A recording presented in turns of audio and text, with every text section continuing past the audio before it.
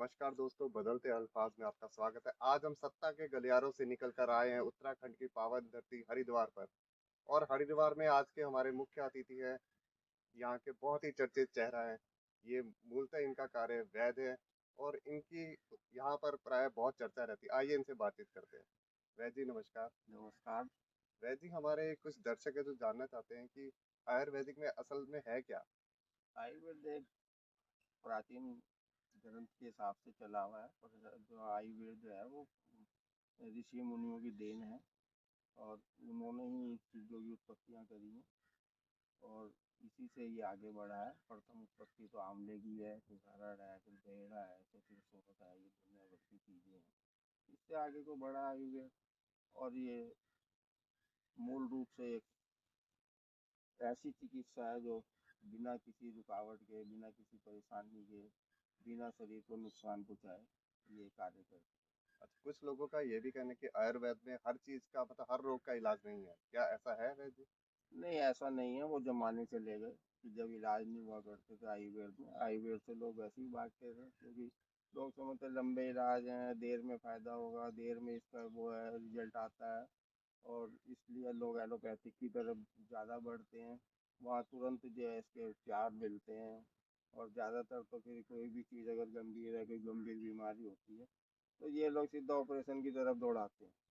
लेकिन अब ऐसी बातें नहीं है। आयुर्वेद तो अब महान है और इसमें भी बड़ी से बड़ी भयंकर बीमारियाँ, यहाँ तक कि कैंसर जैसी बीमारियाँ भी ठीक होती हैं। सब कुछ होता है। आयुर्वेद तो अब बहुत तेज चला गया है और इसमें कोई दो राय नहीं है। आप आज ये दावा करें कि आयुर्वेद में कैंसर जैसी गंभीर बीमारी का भी इलाज संभव है, बिल्कुल संभव है हर चाहे चीज़। वो किसी भी स्टेज पर हो। चाहे किसी नहीं, थर्ड स्टेज से पहले पहले तो हर इलाज हो जाता है, चाहे वो एलोपैथिक में हो चाहे आयुर्वेद में हो। लेकिन अगर थर्ड तक जाता है तो उसके बाद तो फिर ईश्वर ही करते हैं इसको। जिसको जिंदगी देनी है तो फिर ईश्वर ही फिर करते हैं। फिर हाथ में, हर इंसान के पास दवाई के साथ हाथ में यश भी होना चाहिए और पूर्वजों का, गुरुओं का आशीर्वाद भी होना चाहिए, तभी ये भयंकर बीमारियां ठीक होती हैं। आपको नहीं लगता आयुर्वेद में भी कुछ लोग ऐसे आ गए हैं जो इसका गलत तरीके से उपयोग कर रहे हैं और गलत तरीके से प्रचार कर रहे हैं और उनका लोगों को कोई लाभ नहीं मिल पा रहा है, इसलिए वो उनका रुझान धीरे धीरे एलोपैथिक की तरफ बढ़ा है। नहीं, ऐसा नहीं है। अब वो जमाने चले गए। मैंने जैसे आपको पहले बताया, नहीं, मैं लोगों की बात कर रहा हूँ, कुछ लोग हैं आयुर्वेदिक में भी ऐसे। आयुर्वेद में है क्या, आयुर्वेद में भी है, एलोपैथिक में भी है। हर जगह हर चीज़ का गलत उपयोग करने वाले लोग हैं। जो थोड़ा बहुत कार्य करते हैं, फिर वो समझते हैं मैं तो महान हो गया हूँ। वो अपने आप भी कार्य करने लग जाते हैं, कभी उल्टी सीधी दवाई भी दे जाते हैं, कभी कुछ भी करते हैं कुछ तो। लोगों का ये भी कहना है कि आयुर्वेदिक में जो दवाएं दी जाती हैं, जो चूरन बना के दिया जाता है, उसी में कुछ लोगों की बात कर रहा हूँ, वो कुछ एलोपैथिक दवाओं का को चूर के उनका मिश्रण बना के दे देते हैं। नहीं, ये गलत बात है। ऐसा करना नहीं चाहिए। और मैं समझता हूँ ऐसे 60% वैध हो सकते हैं जो इन चीज़ों को मतलब करते हैं, लेकिन हम तो प्योर आयुर्वेद पर आधारित हैं और प्योर आयुर्वेद पर ही चलते हैं अगर हम। आपकी बात करें वैद्य जी, तो आप ये दावा करते हैं कि आपके जितने भी प्रोडक्ट हैं उसमें कुछ भी ऐसा नहीं है, नहीं कुछ भी हमारे, हानिकारक नहीं, नहीं कुछ भी कोई, एलोपैथिक से संबंधित कुछ नहीं है, नहीं ऐसा दावा है आपका। नहीं नहीं, हमारी किसी दवाई में भी किसी प्रकार का कोई भी एलोपैथिक या किसी प्रकार का कोई केमिकल, कोई भी चीज़ हम अपनी ये दवाओं आज में दावा उपयोग कर रहे हैं आप चैनल पे। उपयोग नहीं करते। हम प्योर आयुर्वेद पर आधारित हैं। चाहे और किसी भी लेबोरेटरी में किसी, चेक जांच करवा लीजिए आप उसकी। कुछ भी करा लीजिएगा, कुछ भी कर लीजिएगा, प्योर आयुर्वेद हमारी दवाई है। प्योर आयुर्वेद पर हम चलते हैं। ये हमारी पूर्वजों की देन भी है। हमारा जो है ये पुश्तैनी काम है और 100 साल से हम इस काम को करते चले आ रहे हैं और पूरे हिंदुस्तान के अंदर हमारे मरीज हैं। हम इस काम को पंजाब से, देहरादून से और हरिद्वार से चलाते हैं। अक्सर हम इन तीन ही जगहों पर आते जाते रहते हैं, तो यहीं से हमारा ये सारा तो काम ये मतलब चलता है। आपका पीढ़ी दर पीढ़ी चल रहा है हाँ ये जी, काम। हाँ, पीढ़ी दर पीढ़ी हमारे काम है और इसमें कोई दो राय नहीं है। और हमारी कुछ ऐसी चीज़ें हैं, इनकी डिमांड बहुत है। लोग मतलब जो इस्तेमाल करते हैं वो उन चीज़ों को मांगते हैं, रिपीट करते हैं, फिर आगे अपने आप ही जो है उसको बताते हैं लोगों को कि भाई ये दवाइयाँ हैं यार, तो इसका उपयोग कर, छोड़ कहाँ चक्कर में फंसा हुआ है। तो हम कभी किसी से वो नहीं करते कि भाई किसी के शरीर से खिलवाड़ करना है या कुछ करना है।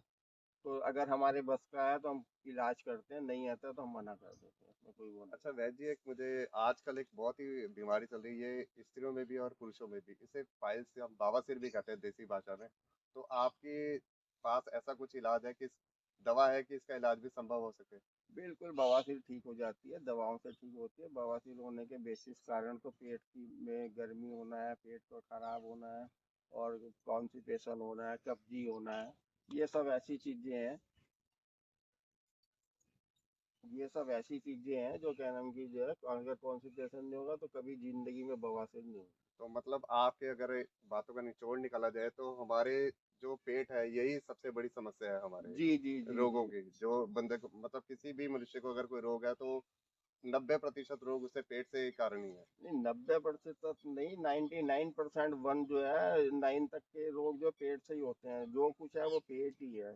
2.5 अक्षर का नाम पेट है, लेकिन इसकी लंबाई चौड़ाई गहराई इतनी है कि अगर मैं बताऊंगा, इसका व्याख्या करूंगा तो ये बहुत ज्यादा होगा, और इतना कोई आपको जल्दी से बताएगा भी नहीं, समझे। पेट ही सब बीमारियों का घर है।